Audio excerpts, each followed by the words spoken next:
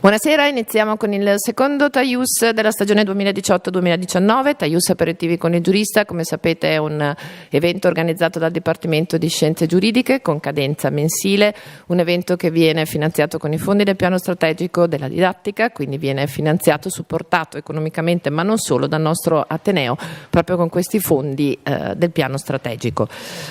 Come sapete, a partire dalla stagione 2018-2019 il Taius segue un format un pochino diverso da quello della stagione precedente, ovvero sia c'è sempre il punto, diciamo così, focale, che è un'intervista a un giurista su un tema di attualità, ma abbiamo deciso di anticipare questa intervista con una mezz'oretta dedicata a un particolare talento del Friuli Venezia Giulia.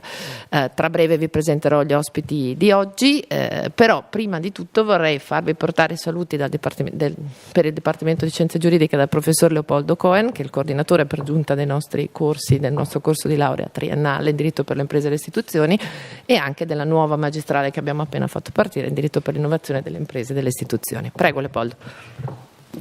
Grazie Silvia e buonasera a tutti.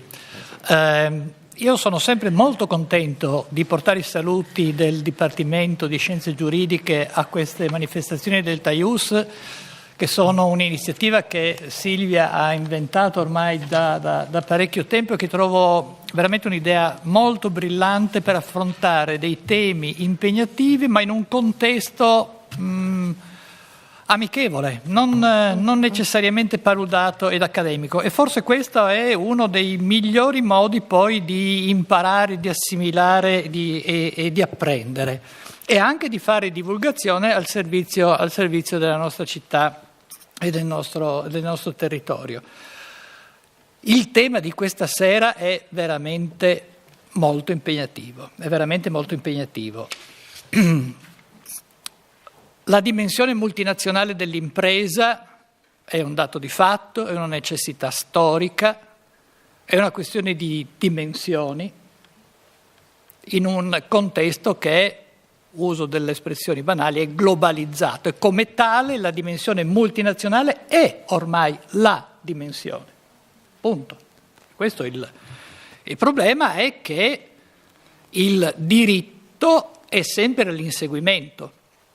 Dico fortunatamente il diritto segue, perché quando il diritto ha avuto la pretesa di precedere, non sempre le cose sono andate nel miglior modo possibile. Ma è chiaro che c'è un'esigenza profondamente sentita. Noi siamo stati abituati a pensare alla dimensione dell'impresa come una dimensione estrattamente appartenente e contestualizzata nell'ambito statale, dove noi avevamo una nostra dimensione di protezione e di tutela dei diritti, conquistata nel corso del tempo, sempre con grande fatica, mai assolutamente regalata da nessuno. Ma nel contesto multinazionale quali sono le sedi, la dimensione del governo? Quali sono gli strumenti che possono garantire la tutela dei diritti? Al di là degli accordi negoziali, che ovviamente hanno sempre alla base un incontro di volontà, un consenso, qual è la dimensione o la possibilità di intervenire coercitivamente laddove il diritto viene violato, no? Pensavo tempo fa, sempre a proposito di temi del genere, l'impresa si muove ormai nella dimensione globale con una velocità incredibile, no? Se dovessi così esprimere veramente quasi con uno slogan che non vuole essere una provocazione, no? Una volta portavamo gli schiavi laddove c'era bisogno di manodopera, anche perché trasportare una piantagione di cotone non è un'impresa così semplice. Oggi l'impresa si sposta là dove ci sono gli schiavi, perché questo accade, no? Non ci sono più gli schiavi che si spostano, è l'impresa che va a cercare. E come possiamo offrire tutela, una tutela giuridica, al di là di quella che è la dimensione politica della reazione, boicottaggi, informazione e soprattutto diffusione dell'informazione, no? senza avere peraltro la pretesa di imporre certi modelli che sono modelli che funzionano in certi contesti, perché quei contesti hanno una loro storia ben definita, no? Questa è una sfida, questa è la sfida, punto. Per questo è un tema che è veramente impressionante. Per cui sono veramente ansioso di sentire il risultato dell'incontro di questa sera. E poi, scusate, permettetemi una nota personale, perché poi ci saranno anche le conclusioni e per la prima volta sentirò parlare senza base musicale, non per la prima volta veramente. Anticipano loro, sono in apertura. Ah, in apertura? Ecco, in apertura, senza base musicale, sentiremo il Cisa e DJ Deo parlarci Ci parleranno di loro. Ah, bene, ci parleranno di loro. Grazie Silvia e grazie a loro per aver accettato questo invito, sarà sicuramente ricco di stimoli. Una breve nota personale: il Cisa si è laureato con me in diritto dell'ambiente, quindi io so che è stato un ottimo studente e sentiremo anche che cosa ci racconti anche l'episodio che hai raccontato a me, il tuo primo incontro con il Cisa? Sì, questo è riportato. Allora, io arrivo all'Università di Udine, provenendo da Ferrara, e mi affidano al corso di diritto amministrativo. Alla prima lezione, la mia prima vera lezione all'Università di Udine, in diritto amministrativo, mi trovo quest'aula parecchio affollata, e tanto così per rompere il ghiaccio dico: ma allora come poter spiegare a che cosa serve una pubblica amministrazione, quale può essere il ruolo di una pubblica amministrazione? Per esempio, se volessimo realizzare un elettrodotto in Carnia, come si fa? Voce dal fondo: non si fa. Ed era lui. Quindi grazie e buona scusa a tutti. Grazie a te Leopoldo, ti trattengo solo un attimo finché facciamo fare i saluti al rappresentante dell'ELSA Udine. Tutti i TAIUS sono organizzati con questa associazione studentesca, ELSA ovviamente la sezione di Udine, quindi chiedo a Francesco Maria D'Angelo, che è rappresentante dell'ELSA, di portarci i saluti dell'associazione. Allora, buonasera a tutti, mi chiamo appunto Francesco Maria D'Angelo e sono il segretario generale di ELSA Udine.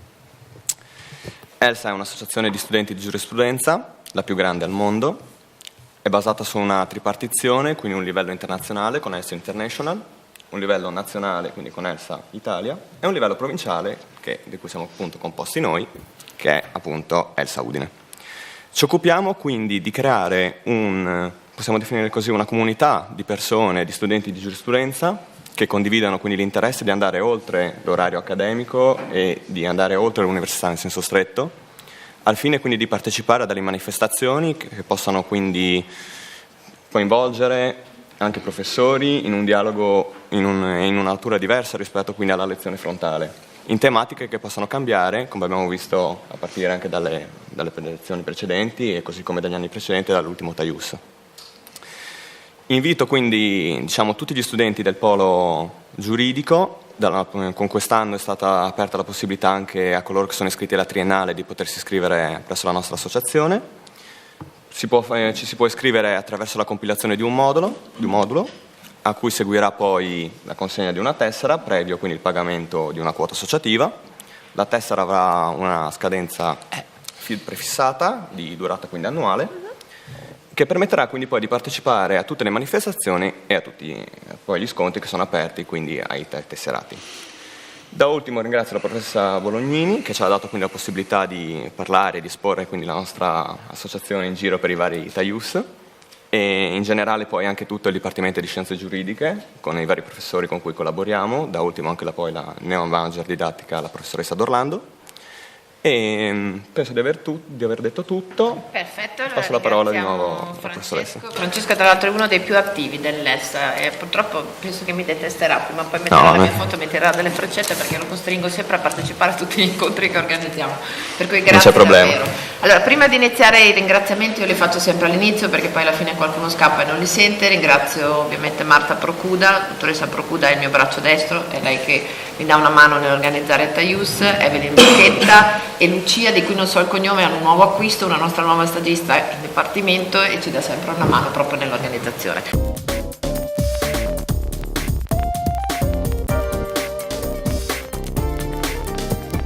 Allora, sono due professionisti dello spettacolo, però in verità uno dei due, come ricordava poco fa il professor Cohen, è Andrea De Candido. Allora io direi di far subito ad Andrea la domanda che facciamo sempre ai giuristi che vengono al TAIUS: come mai hai scelto di iscriverti alla facoltà di giurisprudenza, in particolar modo al corso di scienze giuridiche?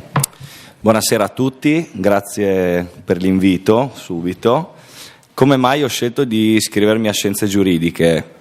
Devo dire la verità, per me scienze giuridiche è stata dall'inizio una sfida, perché non venivo dal classico liceo umanistico come magari la maggior parte di voi, oppure la maggior parte dei miei colleghi quando ho iniziato a studiare io.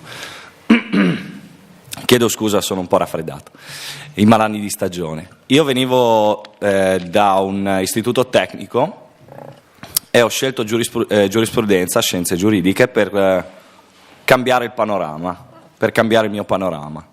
E quindi passare da un aspetto tecnico, io sono perito meccanico capotecnico all'Istituto Malignani qua a Udine, è un istituto comunque d'eccellenza in tutta Italia, e avevo la possibilità di andare a lavorare subito, una possibilità che ho scelto di non cogliere, e per fortuna sono riuscito a fare il percorso di studi anche universitario.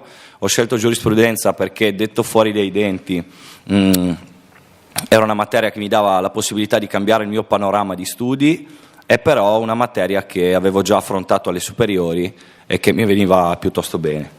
E quindi per questo ho scelto giurisprudenza. È una scelta che rifaresti? A posteriori, no, scusate, il colpo di tosse non era voluto. A posteriori farei altre scelte già dalla scuola superiore, probabilmente ora.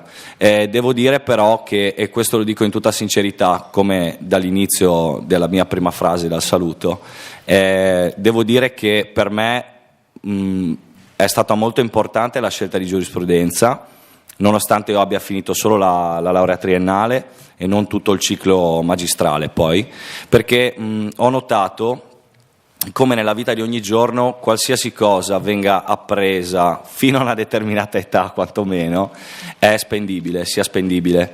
Da ultimo, insomma, ci è capitato a me e a Marco non più di 15 giorni fa di avere un documento in mano per leggere il quale comunque qualche conoscenza in ambito leguleio faceva molto bene, e infatti siamo riusciti a risolvere qualche problema anche grazie alla consulenza sicuramente di un professionista, ma anche grazie alla prima lettura data anche insieme e con le conoscenze che ancora mi porto dietro. Ecco. Ok, allora adesso vi do subito il benvenuto a TAIUS con le nostre magliette. Ovviamente poi è da indossare subito? No, quando volete. Prima di partire, di parlare con voi della vostra vita da professionisti dello spettacolo, partiamo da un video che riprende, diciamo così, proprio il nostro inno, l'inno del nostro Ateneo, e poi vedremo come i due ragazzi seduti qui accanto a me hanno contribuito.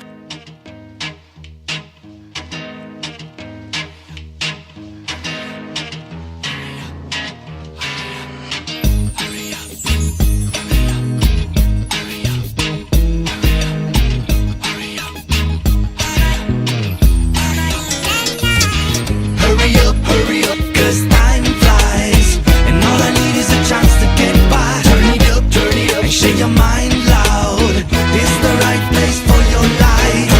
Hurry up, 'cause time flies, and all I need is a chance to get by. Turn it up, and shake your mind loud. Allora Marco, chiediamo a te come è nato questo progetto Exunt Futura. Buonasera a tutti, faccio anch'io il ringraziamento sentito all'organizzazione per averci invitato e per aver invitato anche il sottoscritto, che è un po' outsider rispetto agli studi giuridici, certo, perché vengo da una scienza della comunicazione, tra l'altro a Trieste, ma diciamo che ultimamente la prossimità di Andrea e anche di una compagna che è avvocato appunto e che quindi è stata... Sì, ha ricevuto l'abilitazione, diciamo, mi ha permesso nel tempo di entrare almeno nell'ambiente, quindi sono molto contento di essere qua. La domanda che mi lanciavi già subito. Sì, come è nato il progetto di Ixum Futura e Allora, anche come è nato il progetto di Carnicat? Ixum Futura è un piacere presentarlo e spiegarlo, perché dal nostro punto di vista non è mai stato compreso pienamente per quello che c'era dietro. È normale quando si fanno questi progetti all'interno di qualcosa di più grande, e di più grande si intende dire Conoscenza in Festa, il festival dell'Università di Udine, non si possono sapere questi retroscena. Questa è un'ottima occasione per raccontare che questa è un'idea condivisa assieme al direttore artistico Jader Girardi, che è venuto qui in Friuli e ha sposato la causa assieme al rettore De Toni da subito, nell'idea di portare un'idea di un festival innovativo non convenzionale. E direi che chi l'ha frequentato, se l'avete frequentato, quest'anno arriva la 4ª edizione, non vorrei sbagliarmi, avete percepito e inteso direttamente quanto si sia portato un linguaggio diverso, delle modalità diverse. In tutta questa diversità o modernità o innovazione, Jader Girardi, direttore artistico con comprovata esperienza nel mondo teatrale, è arrivato quassù e ha chiesto in maniera ingenua: ma se io volessi collaborare con qualcuno di locale, voi cosa mi direste? E a quanto pare ci hanno indicato come quelli giusti. La storia che c'è dietro, divertente, l'aneddoto, è che per caso io conobbi in anticipo di una settimana questo signore partecipando alla Bocconi a un gioco partecipativo che era una mappa mentale, dove questo signore ci stava lavorando. Io non potevo saperlo, ci sono andato e camminando dentro questa mappa mentale, dove ognuno inseriva una frase o un elemento in un ragionamento legato alla conoscenza, e che quindi già portava avanti quello che sarebbe stata l'idea di concept del festival. Dopo 5 minuti la frase fu: piacere, piacere, tu sei una delle persone che io andrò a conoscere fra una settimana. Quando si parte conoscendo una persona così, da lì in poi non so come possono andare le cose, ma sono andate molto bene a livello di collaborazione. E quindi siamo partiti da un'idea base molto grezza e invece siamo trovati a fare un brano su misura. Questo c'era già capitato, e chiudo parentesi, non per farne una questione di vanto ma per storica, che avevamo già collaborato con Promo Turismo e Turismo FVG di allora per creare quella che era la campagna di comunicazione con un video importante che ha girato e ha vinto anche la borsa del turismo internazionale a Milano. E sulla scorta di questa esperienza effettivamente volevamo fare qualcosa di originale di nuovo. Con Jader ci siamo trovati molto bene, perché è un puro creativo con noi, e quindi da un'idea base è nata l'idea di aggiungere non solo la lingua italiana per essere intellegibili e percepiti dagli studenti che avrebbero voluto arrivare all'Università di Udine e iscriversi, o quelli che già frequentavano, ma poi è nata tutta un'idea, del contesto culturale da dove venivamo noi, e quindi il friulano, e quindi anche una visione più futuribile, quindi di un'università internazionale, globale, e quindi l'inglese anche. In realtà dentro c'era anche abbiamo cercato di metterci anche lo spagnolo. Addirittura? Sì, perché abbiamo considerato, insomma, anche tutti gli studenti Erasmus, molti dei quali sono spagnoli, che frequentano Udine, quindi abbiamo cercato di fare un po' un grafico a torta di quelle che potevano essere le persone che avrebbero ascoltato questo inno, che ricordiamo è la prima brand song per un'università in Italia. In America ce l'hanno tutti, sì. In Italia siamo stati i primi a Udine a farcelo su misura. Questo per noi è grosso motivo di vanto, per me, avendo frequentato, insomma ancora di più.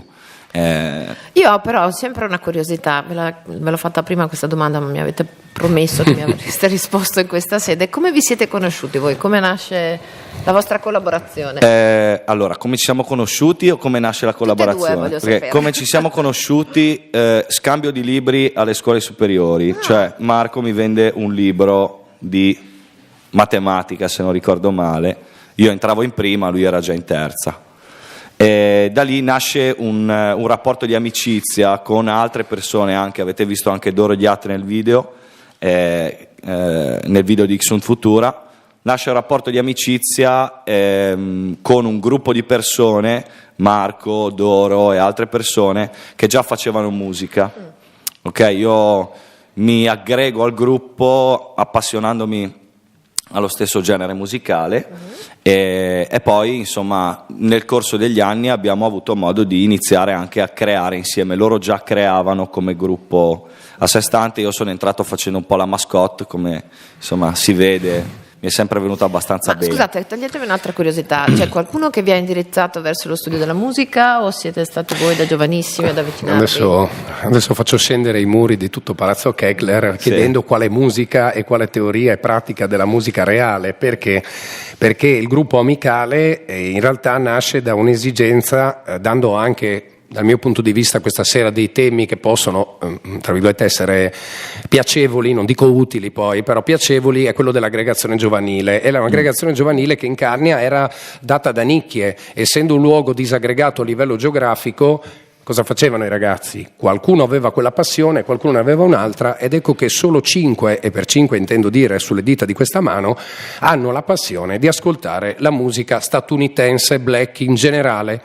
È così appassionante la cosa che, appunto, come diceva Andrea, noi eravamo già profilati a questa visione di appassionarsi, ma da appassionarsi, ed è una cosa che da lì in poi ce la siamo portati dietro, ne abbiamo fatto un lavoro non retribuito, e per lavoro non retribuito si intende dire che la gran parte del nostro tempo è subito stata messa lì, e in particolare noi siamo partiti con la radio, perché noi siamo partiti come degli speaker, in particolare il sottoscritto e l'altro che è Dorodiat, siamo partiti con una trasmissione radiofonica con un terzo elemento che faceva parte del gruppo, Gianluca, e quello che volevamo fare nella vita. E quindi questo è stato fatto per 4 anni, prima a un livello hobbistico e poi a un livello semiprofessionale, facendoci già uscire dai confini, perché il tema, alla fine dei conti, Carnicats, è quello di un gruppo di carnici che prende coraggio, e per coraggio si intende dire che culturalmente non eravamo predisposti e costruiti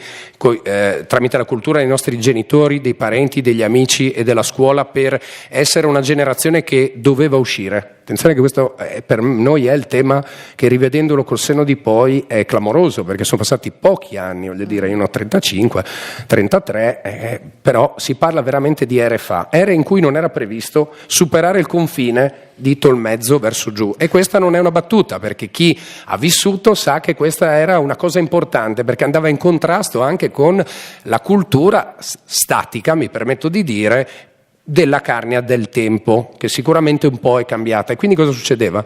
Succedeva che ogni occasione era buona per tagliare la corda, e queste occasioni noi ce le siamo create non solo nel mondo della professione radiofonica, ma da subito a scuola.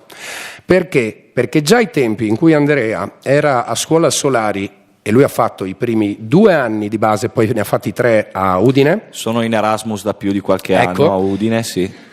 Io invece sono rimasto su facendo Solari, sono un perito elettronico, informatico, ma perito elettronico ai tempi telecomunicazione. Noi siamo stati tra i primi, anche questo non so se è di vanto, d'Italia a creare il TG della consulta, che esisteva solo in Piemonte. Il secondo modello, con il professor Dal Ponte, Dino Dal Ponte, che stoico, continuo, ha visto anche partecipare a dei talk televisivi, a portare avanti quella che è la sua mission di portare avanti un sistema educativo diverso da quello standard, diciamo, e lui ci aveva già coinvolti, quindi un piccolo gruppo di carnici, già con la scusa di andare a fare un TG, tagliava la corda e andava a Udine.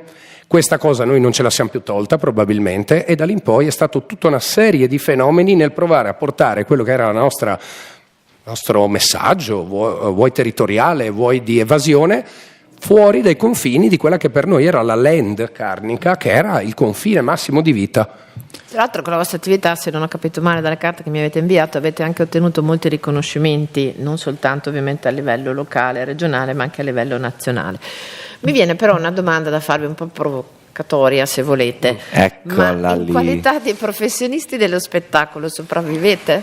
Cioè è una professione che vi consente di vivere serenamente oppure no? Perché voi avete intrapreso non delle facciamo solo quello, nel Tu senso, no, lui neanche però. lui tanto meno. lui tanto meno. Allora, raccontatemi cosa fate, perché sono curiosa. Chi parte per primo? Tu, Andrea. Io Così vi faccio alternate. io faccio la parte breve, così Marco può dilungarsi dopo. Allora, diciamo che nella mia vita, come avrà letto, prof, dal mio CV, Puoi darmi del tuo. dal mio CV, ho avuto occasione di fare tante cose, come ognuno di noi, no? Può avere la fortuna di fare l'interesse anche di cominciare ad avere subito e abbastanza presto un certo livello di autonomia. Non so quanti di voi lavorino pur studiando, e a voi va tutta la mia ammirazione, ci tengo a dirlo da subito. Ho fatto diversi lavori nella mia vita che mi hanno portato a sfruttare subito dopo il diploma di laurea quello che avevo studiato, in particolare la tesi che avevo fatto, lavorando per una ditta che fa servizio idrico integrato per qualche anno, grazie a tutta una serie di contratti che vengono messi a disposizione di noi giovani, guai se non ci fossero. Poi, non trovando sbocco in quel mestiere lì, ho cominciato ad avvicinarmi invece a professioni più digitali, informatiche 4.0, diciamo, prima andando a lavorare nel quality assurance e arrivando oggi ad essere un libero professionista che lavora nel campo del web marketing e insomma si dà da fare sotto diversi punti di vista, all'interno soprattutto di un format del quale io e Marco facciamo parte, che gira tutta l'Italia grazie a un'attività che è quella del professionismo all'interno della professione di musicista, intrattenitore, ok? DJ nel suo caso, MC nel mio, cioè maestro di cerimonia, ok? Quindi ci sono attività parallele che credo sia e sarà un leitmotiv nella vita di tutti noi da adesso in poi, no? Lo è stato per tante persone anche prima di noi, ci ritroviamo spesso con Marco a parlare di questa cosa qua, e lo sarà, pensiamo, sempre di più in futuro, il fatto di avere più attività che poi convergano su una stessa persona che magari ha diverse competenze, diverse professionalità, tante sfaccettature di una stessa personalità, tanti interessi che vanno poi a convergere su una stessa persona. Non so se ho risposto alla domanda. Sì, in parte okay. Sì. Marco? La parte omessa, e parto già da parte omessa da Andrea, è la parte associazionistica di cui siamo altamente impegnati da molto tempo. Parto con questo tema perché probabilmente è il tema che ha permesso a noi di continuare a seguire il profilo della musica sotto un altro tipo di aspetto. Ci sono quindi degli elementi di rilievo nelle biografie di ognuno, e questo secondo me è uno degli elementi di più rilievo in questo caso questa sera davanti a questo pubblico. Perché? Perché effettivamente c'è stato un bivio, e il bivio è stato quello di cominciare a fare musica da professionisti senza accorgersene, cioè abbiamo cominciato a lavorare così tanto che da una cosa tira l'altra è diventata una vera professione con un vero reddito. All'inizio non era tale. Dall'altra parte non abbiamo mai smesso di fare associazionismo per continuare a portare avanti la mission, che era quella originaria di cui abbiamo parlato, ed ecco che quindi a distanza oggi possiamo dire di mantenere attiva, poi con delle performance altisonanti, alti e bassi, ma la stessa Ixum Futura è stata fatta in realtà non dai Carnicets, ma dall'Associazione Culturale Redarmi. Tutte le attività fatte da Carnicets e da altri gruppi che in quel periodo giravano attorno a noi erano in realtà seguite da un'associazione di cui Andrea è presidente e io sono vicepresidente, ed ecco questa forse quella idea organizzativa, un po' anche burocratica, di quanto la carta può aiutarti a determinarti. Ecco, questa è una parte omessa gravemente da Andrea che io vorrei sottolineare. Provo a farti una volata però personale, provo almeno. La parte della radio è stato un periodo che per quanto mi riguardava era una seria professione, tanto che posso citare quello che è il mio mentor, che era Andrea Pellizzari delle Iene, friulano, uno dei primi a poter uscire fuori dal confine e a determinarsi come un personaggio pubblico, vero, percepito come tale, che quando io avevo 16, 17, 18, 19 anni mi valutava tutti i provini.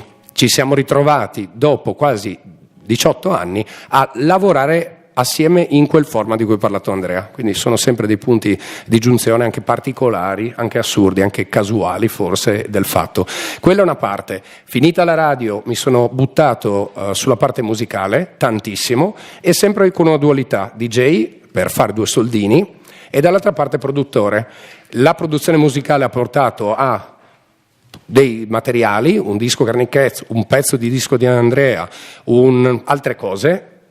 Questa cosa è durata fin quando effettivamente ci sono state energie e possibilità. Io dico sempre questa frase: i Garnichetz non è un gruppo che è sparito o è morto, è un gruppo congelato in un momento storico in cui con le proprie energie, proprie risorse, sempre proprie risorse, cioè tutti i concerti, sono cose che possiamo raccontare tranquillamente, mai un euro arrivò in tasca a noi perché tutto veniva reinvestito.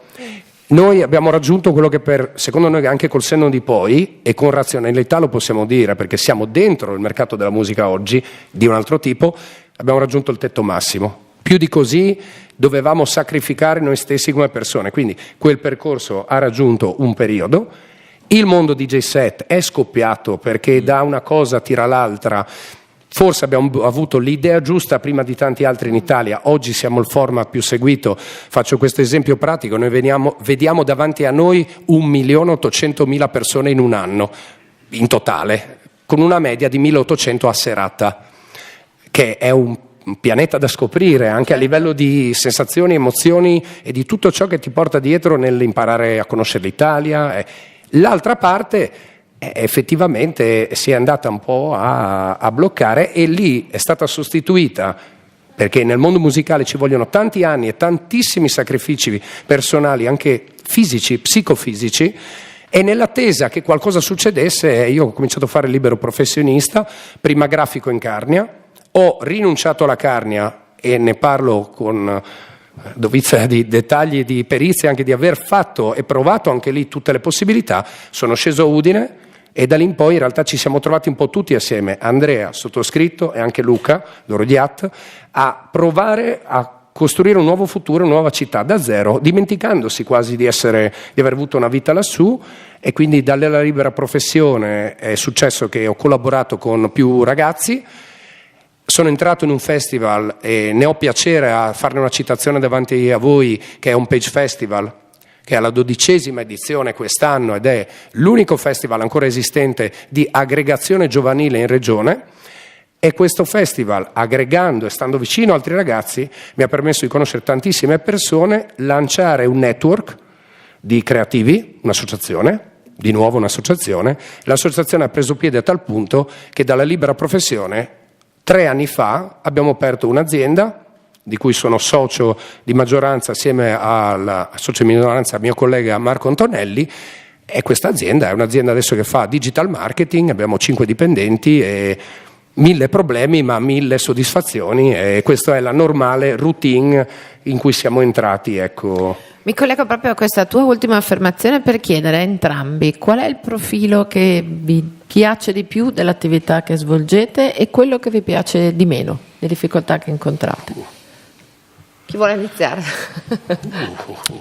Possiamo telefonare a casa? Sì. Non lo so, se potete farla telefonare. Anche perché peggiorerebbe la situazione. Chiediamo al pubblico, non si può. Non si può. Chiediamo al pubblico. C'è aiuto del pubblico. Allora, tutte le professioni, no? Hanno tutte le cose della vita, non tutte le professioni hanno qualcosa di positivo, un lato che può partire positivo, diventare negativo oppure ribaltarsi. Sicuramente il fare intrattenimento nel mondo della notte è una professione che al 90% delle persone a cui parli o puoi parlare o puoi incontrare, puoi condividere le tue esperienze, ti dice wow, vorrei farlo io. Ok? Però la cosa formativa di quello che stiamo facendo, uno degli aspetti molto formativi di quello che stiamo facendo in questo momento è capire come si sente un artista quando è in tour. È una situazione discretamente stressante, sia dal punto di vista fisico che dal punto di vista psicologico, e quindi è parificata a altri tipi, parificata a livello proprio di stress, dal mio punto di vista, con altri tipi di lavoro. Aggiungendoci il fatto che comunque lavori di notte, quindi mentre una persona riposa tu sei a lavorare. È il lavoro più bello del mondo per me in questo momento qua, nel senso che è un lavoro che non avrei mai creduto di riuscire a fare nella mia vita e comunque era un'aspirazione fare. Con le dovute proporzioni questi sono gli alti e i bassi dal mio punto di vista. Per te, Marco? Divido i due contesti perché appunto devo avere i due cappelli, ma nel mondo della notte condivido pienamente la visione del fatto che all'inizio è una cosa stupenda, paradisiaca da film, ma faccio sempre questo esempio di 2 anni fa, che fu l'apice del nostro inizio di un tour che, non lo diciamo noi, ci vengono a dire è il più frequente, nel senso che noi giriamo più dei gruppi e delle band molto famose che conoscete sulla totalità dell'anno. Noi abbiamo preso 22 aerei in 32 giorni, mi pare, 2 anni fa. Noi il giorno in cui abbiamo smesso di prendere gli aerei, e questa è una cosa vera, qualcuno riderà, ma ci deve essere anche sincerità in un momento in cui i DJ cominciano in tutto il mondo a raccontare cosa c'è dietro, e anche perché ci sono state delle morti clamorose, eclatanti, e la gente si sorprendeva, ma come delle persone così ricche, gioiose, allegre, cosa gli è successo? Gli è successo che, vi faccio un esempio, quindi, che noi, per quanto piccoli, dopo questi 30 giorni, la mattina svegliati, dopo aver preso un aereo e il giorno dopo non l'avremmo mai più potuto prendere perché non era previsto, andavamo a casa e ci siamo guardati con la sensazione: il check-in a che ora è? Si entra in una dimensione mentale in cui è tutto temporizzato al minuto, in cui tutto è uno slot per mangiare, fare una doccia, arrivare e performare, soprattutto dormire. Ecco, questa cosa qui non viene raccontata tanto, mi rendo conto anche che storicamente pochi tendono a raccontarla perché fa parte un po' dell'evocazione misteriosa e magica, però spiegata così tristemente uno si rende conto che 22 aerei, un po' la testa, quando prendi il 20° vacilla, soprattutto se non sei riuscito a dormire in tempo, perché da 3 giorni tu stai andando in dritto, vuol dire che da 3 giorni appena hai suonato, invece di andare in un hotel a dormire, c'è qualcuno che ti prende e ti porta a prendere un altro hotel dove tu scenderai e andrai a dormire circa 6 ore dopo di quando saresti dovuto andare. Vabbè. Che cosa succede quindi? Succede che bisogna cominciare a essere più tranquilli, bisogna sapere accettare le problematiche e quindi do risposta. I vantaggi sono incredibili, gli svantaggi sono assoluti, ma nell'affrontare questi svantaggi c'è un'apertura mentale, una disposizione, e faccio sempre questo esempio io: se domani io e lui vogliamo partire in viaggio, lo facciamo così, perché c'è cambiata la maniera di vedere che cos'è viaggiare e girare. Questa è risposta da DJ, e l'altra invece ci terrei tantissimo da imprenditore giovane, che è: i vantaggi sono assoluti quando si pensa che in un ambito di digital marketing, di creatività, di grafica, di comunicazione c'è sempre la creatività, e che quindi è rimasta questa cosa di creare. Ci sono tanti limiti strutturali per poter fare in modo che questi tipi di creatività, che non sono le mie ma sono quelli dei collaboratori, di tutti i ragazzi che vedono, si possano esprimere a un livello alto, e per me alto vuol dire credibile nel mercato del lavoro. Oggi invece abbiamo ancora una serie A e una serie B. L'imprenditoria giovanile in Regione Friuli-Venezia Giulia è inesistente nel censimento, nelle attività e nel supporto reale verso le comunità, che non saprebbero dire nessuno a oggi quali sono le aziende giovani della regione Friuli-Venezia Giulia. Io questo lo dico perché parlo con pochissime persone, più giovani di me tra l'altro, che provano a pensare di fare azienda ma non sanno nemmeno qual è il principio su cui si potrebbe basare l'organizzazione. Perché? Perché non è diffusa questo tipo di tema, secondo me. Quindi c'era una parte che io ci tengo a sottolineare, ecco. Certo, vi faccio un'ultima domanda, Vai. poi passiamo alla parte proprio giuridica del Taius. Il vostro rapporto con la Carnia, pensate di tornarci, ci tornereste? Io sono in Erasmus, il che vuol dire che vado a Tornerai? casa. Ok. No? In Erasmus ormai da 17-18 anni. Vi manca? Io adoro la Carnia, Sì, quindi sono... no, personalmente a me sì. Credo che si parlava prima dell'esperienza Carnicats come gruppo, no? Io credo che la vita, quello che ho avuto modo di quello che ho avuto modo di sperimentare fino ad oggi mi fa pensare che la vita sia ciclica, no? Ogni cosa ha una curva che tocca un apice in positivo, tocca un apice in negativo.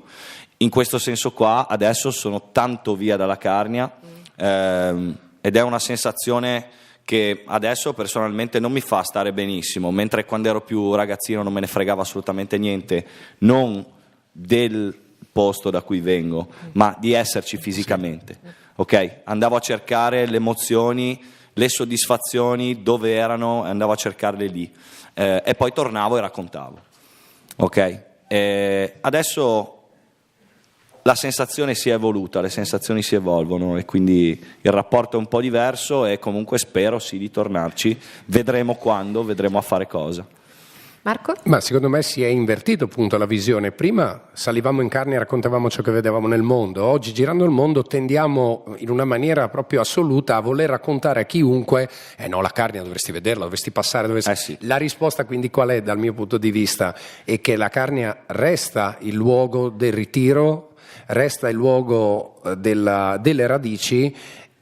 Quello che mi sento io invece di dire su quello che sono una serie di attività che non descriveremo ma che stiamo provando a portare avanti, io spero che facciamo tante cose fra qualche anno, quando saremo più maturi in Carnia. Il mio personale sogno è di fare cose importanti quando saremo maturi per l'età e forse stufi di prendere questi aerei famosi e quindi con più calma possiamo essere concentrati sulle necessità e se possiamo dare un contributo, perché l'abbiamo sicuramente dato a livello di intrattenimento, ma è poca cosa se poi non riusciamo nell'evoluzione nostra a portare quel qualcosa di più rispetto a quell'intrattenimento.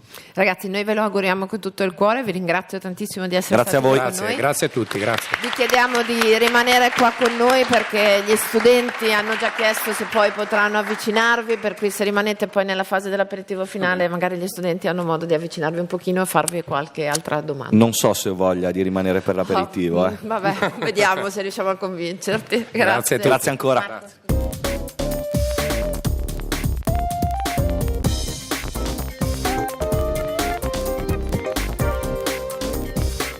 Al momento è responsabile del desk sulla globalizzazione e sui diritti umani presso la Federazione Internazionale per i Diritti Umani, questa federazione che raggruppa, mi diceva poco fa, 184 organizzazioni nazionali di difesa dei diritti umani in oltre 100 paesi e che ha sede a Parigi. Ha però anche lavorato come specialista dei rapporti fra il mondo del business e i diritti umani presso la Fair Food International con sede ad Amsterdam. Mi piace anche ricordare che Maddalena non si è solo laureata da noi, ma ha anche vinto un dottorato di ricerca, quindi ha conseguito poi il titolo di dottore di ricerca in diritto pubblico comparato e diritto dell'Unione Europea, peraltro un dottorato in cotutela con Aix-Marseille, l'università francese, ha svolto un periodo di ricerca a Maastricht, ha conseguito anche un master di secondo livello, sempre in Francia, a Marsiglia, in diritto pubblico e sempre sui diritti fondamentali, è autrice di diverse pubblicazioni, è relatrice, stata ed è spesso relatrice a diversi convegni, quindi ha fatto veramente tantissime cose, è anche avvocato, per cui proprio tutto il profilo molto definito, però ti sei occupata tantissimo di diritti umani, in modo particolare proprio dei rapporti con le imprese multinazionali, ecco perché sei qua questa sera qui con noi. Anche a te ovviamente diamo in apertura la maglietta del Taius, che è il tuo benvenuto qua con noi, anche tu dovrai indossarlo dovunque tu risieda adesso, perché ti ho perso un po', non ho capito dove sei, adesso so che sei a Parigi lavorando ma non ho capito dove abiti, poi ce lo dirai. La prima domanda che ti facciamo però, come a tutti i giuristi, è perché e come mai hai deciso di iscriverti alla facoltà di giurisprudenza, peraltro qui a Udine.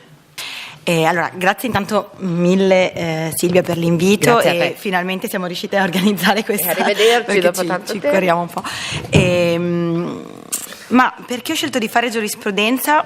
Perché ho sempre avuto sin dall'inizio un po' questa passione per i diritti e per l'idea di difendere le persone, per l'idea di, con il mio lavoro, dare un contributo per gli altri, qualcosa che mi è ha sempre fatto parte un po' della mia, forse anche inconsapevolmente, adesso lo dico, però in realtà magari adesso ne sono più consapevole. Poi durante il mio percorso è stato anche un po', non subito sono arrivata ai diritti umani, sono passata anche attraverso studi americani a fare diritto pubblico, amministrativo. Però è stata una scelta consapevole, mi pare di capire. Sì, Finalmente sì. un ospite del Taius che si è iscritto consapevolmente alla facoltà di giurisprudenza, perché di solito tutti ci dicono ma ci sono capitato un po' per caso a giurisprudenza. Invece io tu proprio volevo hai proprio, scelto sì, giurisprudenza. l'ho scelto, sì. E mi stai chiedendo se lo rifarei? Sì. Ma che bravi questa Hai sera, visto? già un abbassamento di pressione in corso, per cui grazie che mi aiutate in questa cosa. No, lo rifarei, forse con il senno di poi lo farei in maniera diversa, magari aggiungerei più esperienze internazionali durante Ancora il mio di più? percorso. Sì, perché le mie esperienze internazionali sono arrivate dopo la laurea, quindi un po' quando ero già vecchietta, si può dire, nel senso che rispetto a quello che vedo essere il panorama adesso in altri paesi, già a 22-23 anni le persone sono avvocato, laureate in giurisprudenza, hanno fatto già magari 3-4 esperienze, per cui da questo punto di vista forse l'avrei fatto prima, però è anche vero che no, non rimpiango niente. Ma consiglieresti a un giovane di iscriversi alla facoltà di giurisprudenza? Sì, assolutamente. Senza nessuna esitazione, Sì. che bella risposta. Veniamo allora al tema del quale ci occupiamo questa sera. Prima poi di torturarti con un gioco finale che, come sai, serve a conoscerti un po' meglio sul piano personale.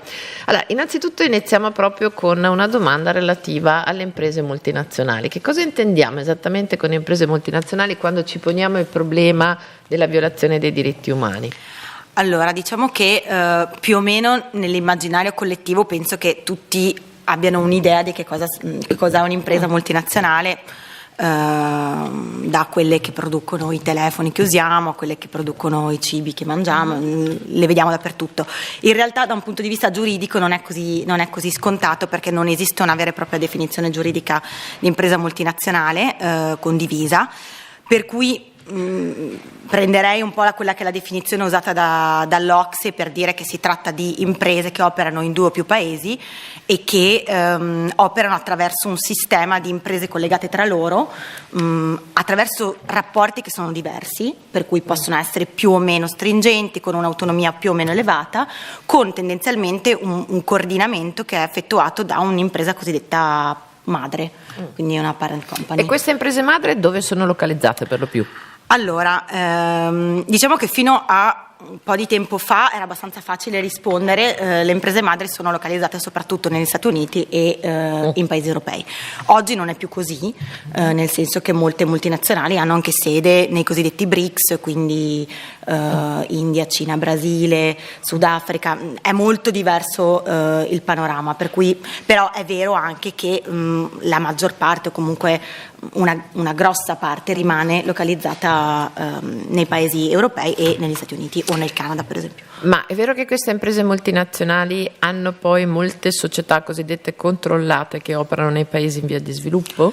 Sì, è vero, è anche vero che si deve pensare un po' alla struttura della multinazionale non più così chiara come magari poteva essere o come magari è nell'immaginario, cioè l'impresa madre con le sue imprese controllate chiaramente definite da una struttura, da un organigramma. No, in realtà ormai la catena di supply chain, non saprei come tradurla in italiano, è talmente ramificata che prevede sì imprese controllate, che sono spesso in paesi di sviluppo, magari anche no, cioè possono essere anche in paesi non in via di sviluppo. Poi ci sono tutta una serie di altre imprese che ruotano intorno all'impresa madre, che sono subfornitori, fornitori, che non sono imprese controllate ma sono parte della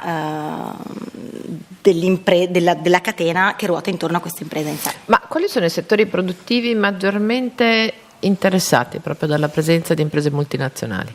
Diciamo che tendenzialmente tutti, poi ci sono dei settori che sono più esposti e sono il tessile ad esempio, l'abbigliamento, l'alimentare tantissimo, la tecnologia, le telecomunicazioni, le infrastrutture, la finanza, quindi sono settori sostanzialmente tutto quello che ci coinvolge, direi.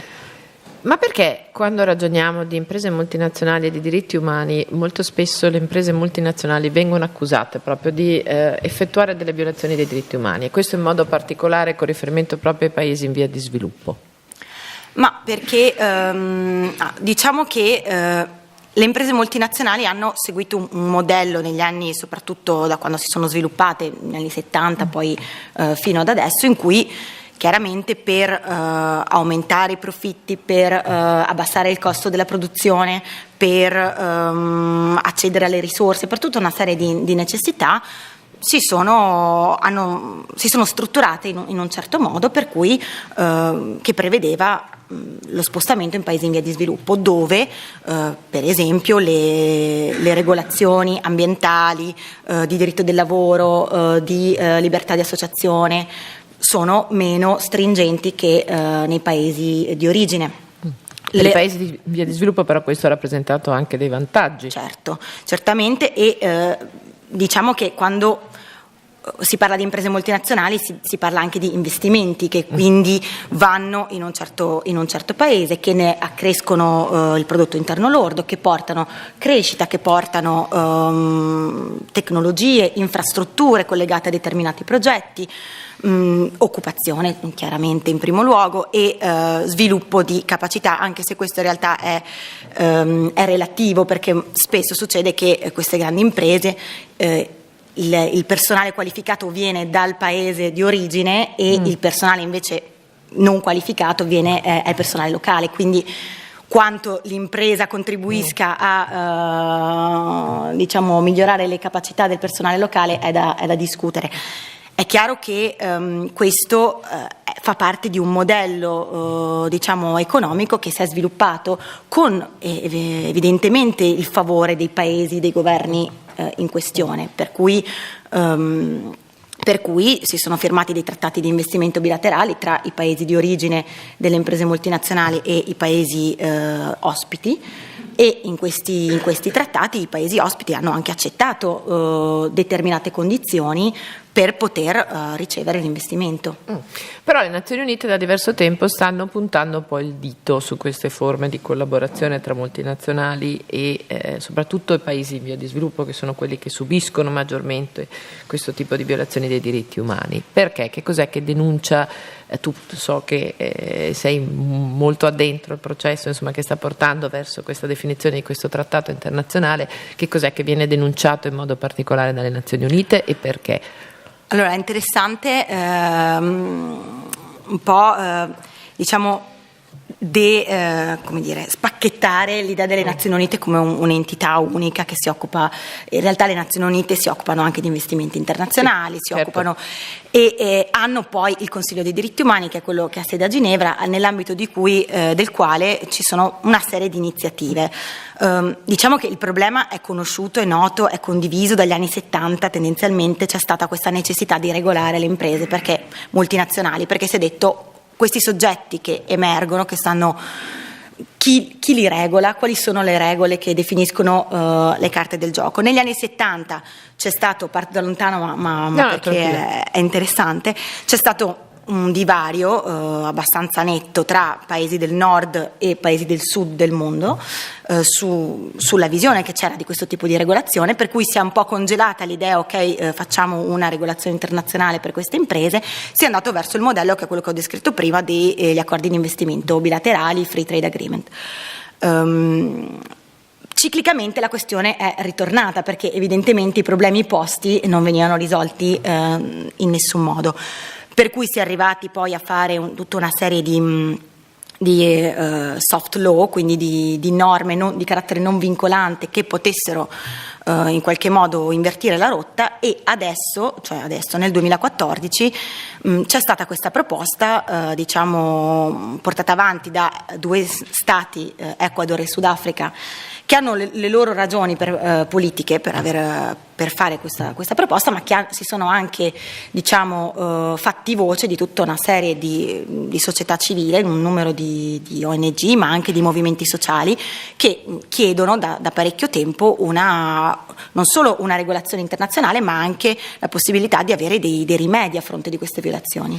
Senti, ma che ruolo gioca in questo anche la stampa internazionale? Perché la sensazione che si ha da comune cittadino, o meglio da chi non si occupa di questi temi come fai tu da parecchio tempo e anche quotidianamente, è che ci sia un'attenzione che magari viene focalizzata su qualche singolo episodio, se ne parla per un po', poi tutto viene dimenticato e nessuno sa che cosa succede sul piano sanzionatorio, perché vengono denunciate delle violazioni, ma poi in merito a come si ponga a riparo a queste violazioni non viene detto nulla.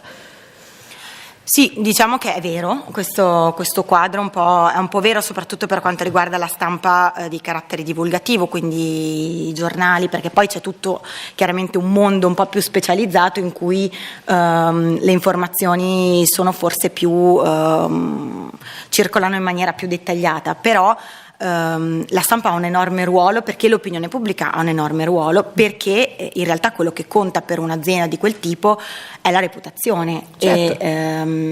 E adesso c'è tutto un altro trend che è molto interessante, che riguarda invece gli investitori, che si stanno occupando sempre più di queste questioni. Quando parlo di investitori, parlo di investitori istituzionali, come possono essere dei fondi sovrani, come ad esempio il fondo norvegese, che investono i soldi in azioni di aziende, che chiedono a queste aziende: noi vogliamo vedere tutta una determinata serie di risultati ambientali e sociali.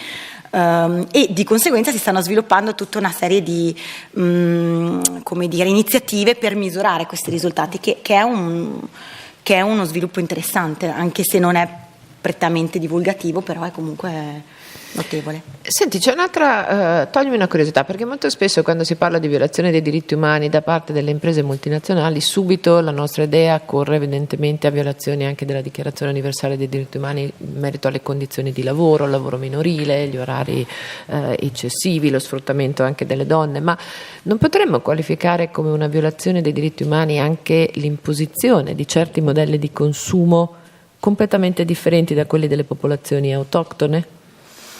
È proprio una riflessione che faccio con te adesso, non ci ho pensato da giurista a lungo. Ma direi che forse la qualificazione giuridica ci può essere, ma per esempio va attraverso l'accesso al diritto alla salute, oppure piuttosto che il diritto all'abitazione, piuttosto che il diritto a vivere in un ambiente sano, per cui sì, assolutamente, ed è questo è chiaramente uno dei problemi, soprattutto in certi scenari. Sì, l'idea mi è venuta da un caso concreto, lo dico io, non faccio nomi perché non possiamo farlo, ma c'è questa nota multinazionale dell'alimentare che sta diffondendo la cultura del latte in polvere, e il consumo del latte in polvere in certi paesi in via di sviluppo spesso si accompagna all'impiego di acqua che non è in presenza di condizioni igienico-sanitarie tali da consentire poi di nutrire questi bambini in condizioni ideali, quindi si è verificato anche poi il diffondersi di epidemie, quindi il collegamento con la tutela della salute ci sta indubbiamente. Questo però proprio ha comportato anche una riduzione enorme dell'allattamento al seno, che ha tutta una serie di conseguenze anche sul piano medico sicuramente non edificanti. Quindi si è verificato proprio un mutamento nel modo di vivere, nel modello di consumo, che ha causato delle conseguenze. Ma in realtà l'intento di questo tipo di società è ottenere questo cambiamento del modello di consumo, perché è proprio attraverso il cambiamento del modello di consumo che guadagnano. Senti, ma i paesi che subiscono queste violazioni si difendono in qualche modo?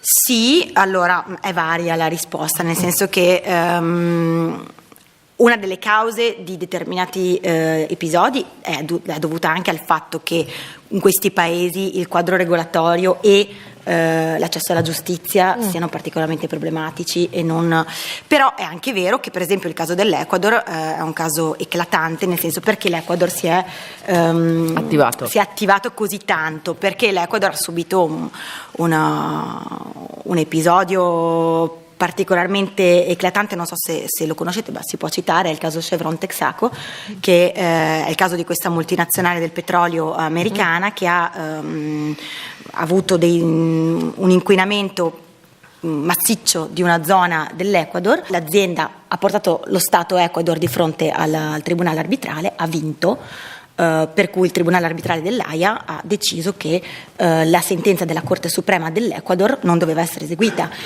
Chiaramente questo è uno dei motivi per cui l'Ecuador si è attivato in questo senso, per cui anche gli stati che hanno un po' le mani legate certe volte, cercano per esempio di adottare delle norme a tutela della salute e dell'ambiente. Se lo fanno rischiano di essere portati davanti al tribunale arbitrale dall'azienda e di pagare delle sanzioni elevatissime.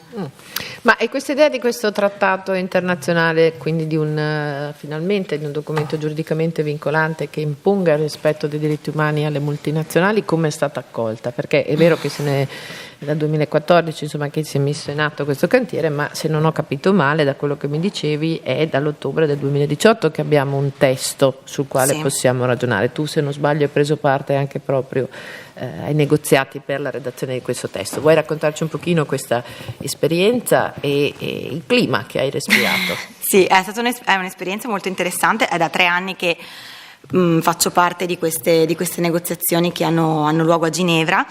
E l'iniziativa è stata ovviamente, come dicevo prima, un'iniziativa portata avanti da 2 governi, Ecuador e Sudafrica.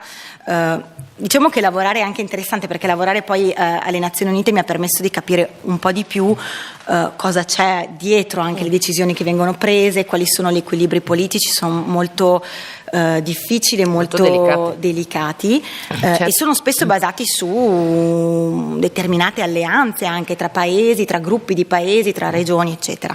In questo caso chiaramente la proposta è arrivata 3 anni dopo che si era adottato alle Nazioni Unite questi codici di condotta non vincolanti di cui ho parlato prima, che erano stati fortemente supportati dalla Norvegia e dagli stati soprattutto del nord e dall'Unione Europea particolarmente, per cui è stata vista questa proposta come un tentativo di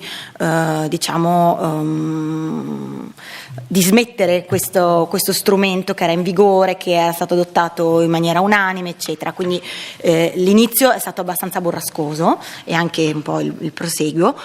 Si è arrivati adesso con un diverso tipo di partecipazione da parte degli Stati, per cui ci sono degli Stati che sono tendenzialmente favorevoli.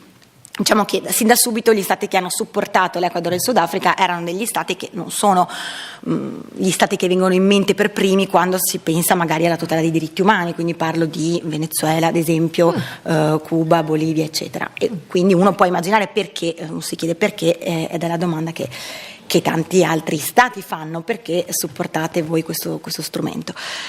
Poi ci si sono uniti anche altri Stati come Cina e Russia, che hanno supportato la risoluzione di creazione di questo gruppo di lavoro.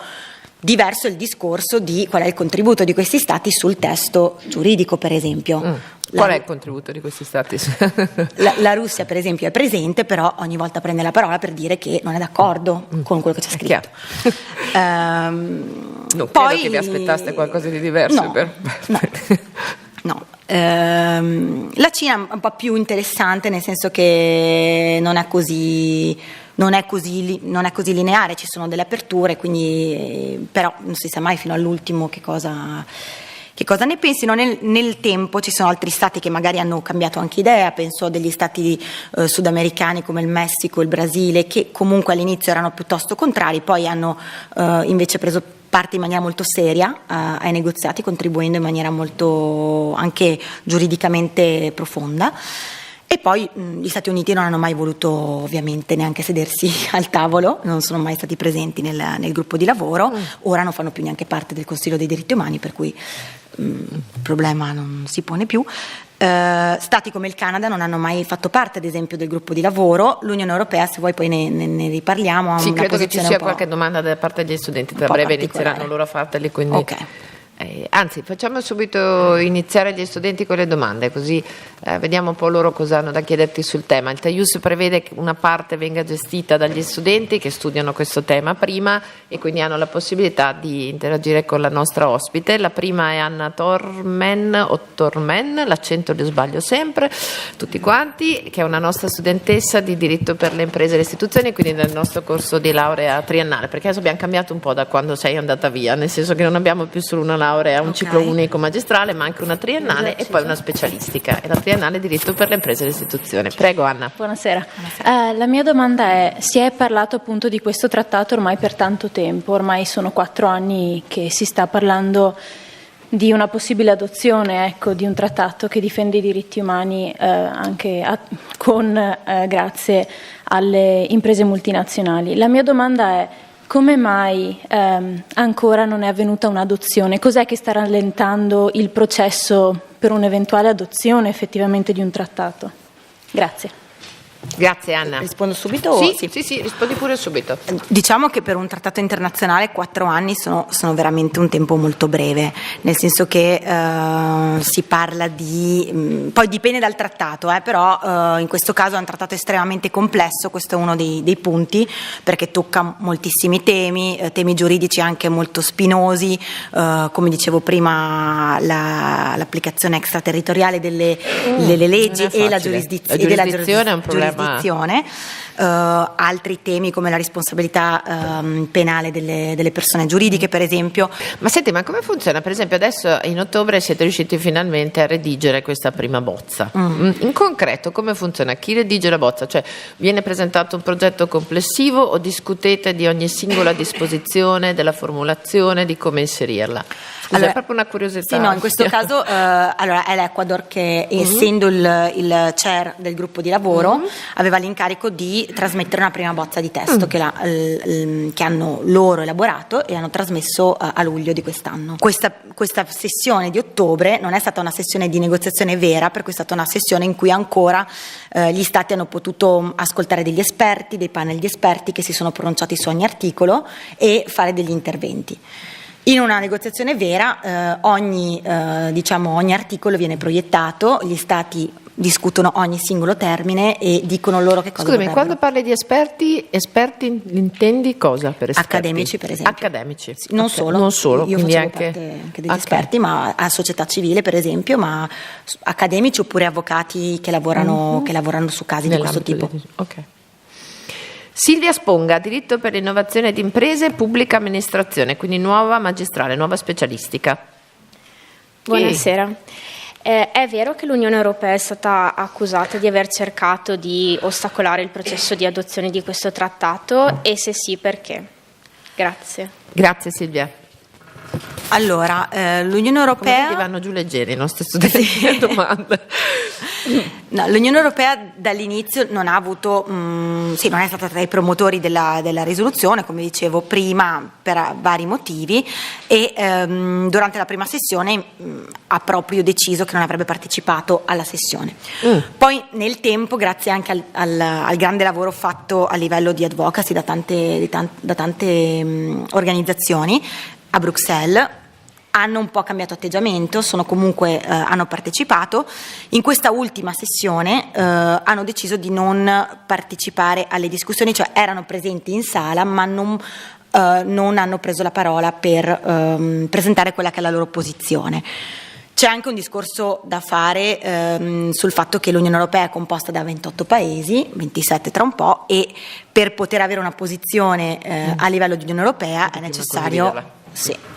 E quindi spesso questo vuol dire che la posizione adottata è il minimo comune denominatore, cioè la posizione più bassa, quelle più progressiste, è difficile che arrivino a una posizione in quanto Unione Europea. È un lavoro estremamente lungo da fare a livello di quindi Paesi per rispondere membri. a Silvia potremmo dire che in verità non c'è stata una sorta di boicottaggio da parte dell'Unione Europea. Con ogni probabilità questa posizione così estremamente cauta è dovuta alla necessità di tenere conto delle posizioni di tutti gli Stati membri?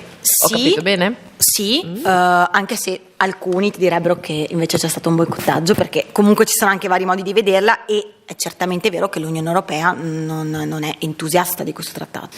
Ilenia Baccega, studentessa della laurea a ciclo unico, quindi la quinquennale, magistrale. Okay. Che cosa stanno facendo i paesi occidentali? Soprattutto si pensi al caso del tribunale tedesco che ha accolto la denuncia di un imprenditore peruviano contro la nota azienda tedesca RWE.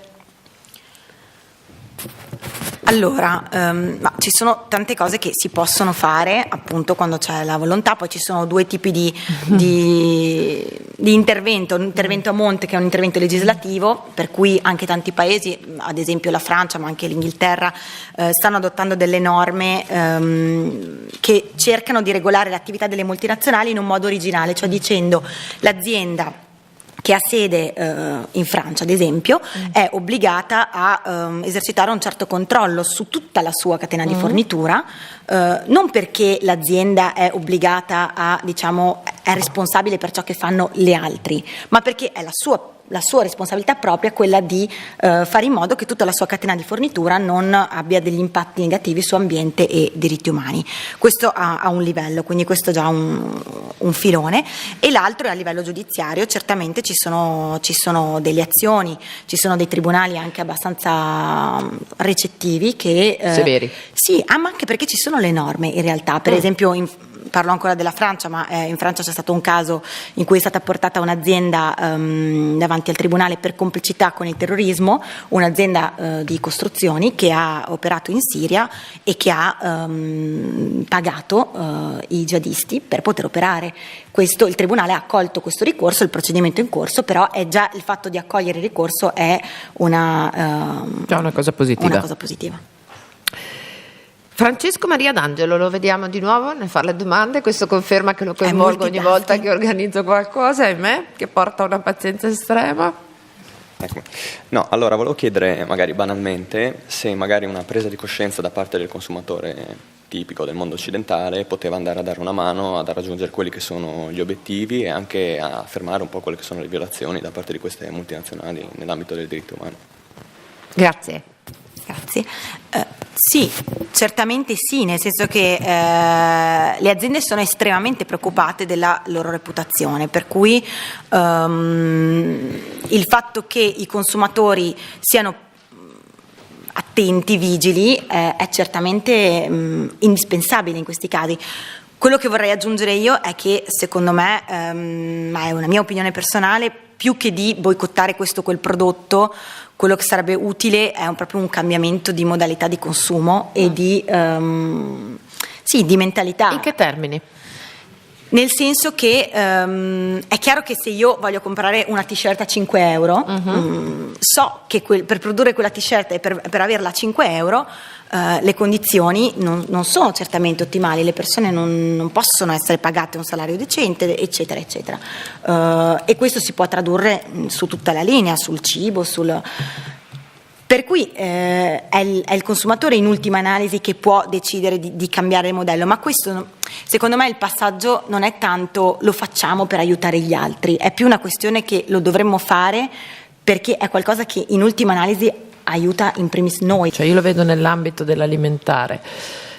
Molte volte la scelta di un alimento che costa di meno ma qualitativamente è meno diciamo così valido è una scelta costretta, proprio perché per via di disoccupazione, di perdita di lavoro molto spesso la disponibilità economica è diminuita e quindi certe scelte da una parte dei consumatori sono un pochino obbligate, quindi è un po' tutto il sistema che andrebbe rivisto e non credo che sia molto semplice, certo, indubbiamente, però ci sono dei fanali che dovrebbero farci un po' riflettere, come il costo di un prodotto, se costa così poco forse una ragione c'è. Sì, e poi non lo so, a me colpisce molto, adesso che sono magari un po' dentro, un po' nerd di questo tipo di problematiche, però in realtà la sovraconsumazione, cioè il consumo massiccio di determinate cose, e se penso soprattutto all'abbigliamento, ma poi anche ai prodotti tecnologici. Edoardo Magnago, diritto sempre per le imprese e le istituzioni.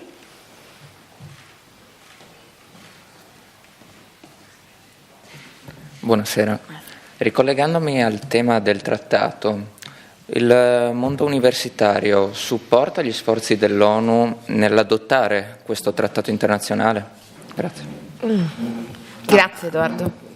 Bella domanda, poi siamo contesto. Sì, universitario. sì, per esempio poco prima della settimana di negoziazioni a ottobre è uscita una lettera aperta, firmata da soli accademici in supporto proprio delle negoziazioni. È stata ovviamente redatta da alcuni professori che sono un po' i leader di questo settore, però poi è circolata ampiamente in università di tutto il mondo. Poi, come dicevo, gli accademici sono molto presenti come esperti, spesso anche chiamati dai governi per poter informare la propria posizione, quindi è un ruolo fondamentale. Scusami, quando parliamo di mondo accademico parliamo solo di giuristi o non solo di giuristi? In questo caso parliamo principalmente di giuristi. Allora, chiamo adesso Michele Adragna, sempre un nostro studente della laurea magistrale quinquennale e anche rappresentante dell'ELSA, che ha una domanda però su di te, sulla tua carriera professionale. Sì, dal suo curriculum si evince che dopo la laurea da subito ha intrapreso una carriera professionale incentrata sul diritto internazionale, e noi vorremmo chiederle come ha maturato la scelta di andare all'estero e se ha mai avuto dei ripensamenti in corso, insomma. Grazie. Allora, diciamo che io sono andata all'estero dopo la laurea per fare un Erasmus placement di 3 mesi, e senza avere l'idea di andare all'estero, cioè non è che sono andata all'estero dicendo voglio andarmene dall'Italia, voglio vivere all'estero. Infatti poi sono tornata a varie riprese, per cui non è stata una scelta immediatamente consapevole, è stata più una curiosità di dire voglio provare qualcos'altro, e ho avuto vari ripensamenti. Infatti appunto sono stata poi a Milano un po' di anni, però oggi sono convinta che non potrei fare quello che faccio se fossi qui, purtroppo. Ma com'è vivere in un paese diverso dall'Italia? Ti manca mai l'Italia? Allora, per poi rispondere alla domanda che mi avevi fatto all'inizio, io vivo in Olanda e finalmente so dove sei. Sì, mi manca l'Italia, sì, mi manca, però... Cosa ti manca dell'Italia? Perché io mi ricordo quando ho vissuto in Germania per un lungo periodo, stavo benissimo, adoro tuttora la Germania, ma a un certo punto c'erano delle giornate in cui mi ricordo nel pomeriggio infilata, bella in fila nella mia via, guai a valicare il limite della pista ciclabile, mi veniva una voglia di confusione, di rumore, di suoni, di sapori, odori, proprio ne sentivo un bisogno viscerale. Ma a me manca il caffè, ovviamente. Vabbè, questo no, ma proprio il caffè come posto, cioè nel senso, okay, il caffè scusami, non avevo capito sì, come quel luogo dove tu vai, senti un certo profumo, parli con il barista, lo consumi velocemente, te ne vai. È come mindset, come modo di esistere. Ma Mattia Zuccolo, sempre un nostro studente della laurea magistrale, ovviamente in giurisprudenza, e anche rappresentante dell'ELSA. Tra i vari titoli che ha conseguito c'è quello di avvocato. Quanto le è servito per l'espletamento dell'attività professionale? Grazie. Ma il titolo di avvocato, diciamo che concretamente potrei non averlo, nel senso che in quanto dipendente non serve che io sia avvocato. In realtà è un po' in Italia questo concetto per cui tu o fai giurisprudenza e sei avvocato, oppure non sei niente, tra virgolette, ma non è così, nel senso che per esempio in Francia la figura del giurista o anche nei paesi anglosassoni, senza essere avvocato, è estremamente diffusa. Però a me, io penso che il titolo a me sia stato utile. Brian Velitz, diritto per le imprese e le istituzioni. Eccolo Brian, quindi della nostra triennale. Buonasera. Lei vive da molti anni all'estero. Quali sono secondo lei i punti di forza e soprattutto i punti deboli del nostro paese? Quella. Grazie. Grazie Brian. Ok. Una cosa su cui ho riflettuto recentemente, che riguarda proprio l'università, per cui mi sembra giusto dirla, è che la formazione in giurisprudenza, per come è fatta in Italia, secondo me è estremamente solida. Ah, che bella cosa che dici. Molto valida. Lunga, grazie di averlo detto, lunga, sì, però raramente secondo me esiste una formazione così completa, così ampio spettro. A me per esempio adesso serve molto il fatto che io abbia fatto diritto penale, diritto civile, diritto internazionale privato. Non è così in altre università, in altri contesti, e quindi questa iperspecializzazione che magari si insegue da un certo punto di vista non è per forza la soluzione, per cui un punto di forza secondo me è questo. Un punto punti di debolezza del paese, potrei citarne vari, però Un po' forse anche il non credere a sufficienza nelle proprie potenzialità, in quello che si può fare, sì. Allora, molto velocemente, visto che vedo che ci avviamo verso le 8, quindi avrete sete, immagino, anche voi che avete partecipato come ospiti, facciamo il gioco finale, è una domanda botta e risposta, terrore adesso di questo gioco finale. Partiamo con il tratto principale del tuo carattere. Oh mamma, direi l'impulsività. Qual è la qualità che apprezzi in un uomo? Essere di sesso maschile. L'intelligenza. Qual è la qualità che apprezzi in una donna? L'intelligenza. Beh, direi. Cosa apprezzi di più dei tuoi amici? Dei miei amici che ci sono, cioè l'esserci, la presenza. Il tuo peggiore difetto? L'impulsività, mi ripeto. No, però è vero, è una cosa un po' double tranchant, cioè da una parte può essere una qualità, è un aspetto sicuramente, però è anche a volte un difetto. Il tuo passatempo preferito? Hai dei passatempi, mi auguro, anche se lavori come una matta. Il mio passatempo preferito è cucinare. Cucini bene? Non lo so. Qual è il piatto che cucini meglio? Oh mamma, la pizza penso. Proprio italiana, fatta con la pasta, fatta da me. Ok. Che cos'è che ti fa dirare? Una cosa proprio che ti manda in bestia. Sei impulsiva, quindi saranno tante, ma quella proprio che ti...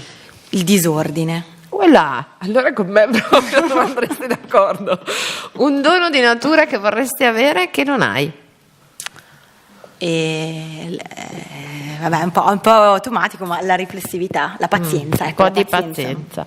Le colpe che ti inducono a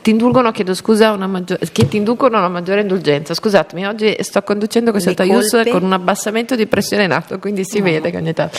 Sì, le colpe che ti ispirano a maggiore indulgenza, quelle che perdoneresti, quelle nei confronti delle quali chiuderesti un occhio.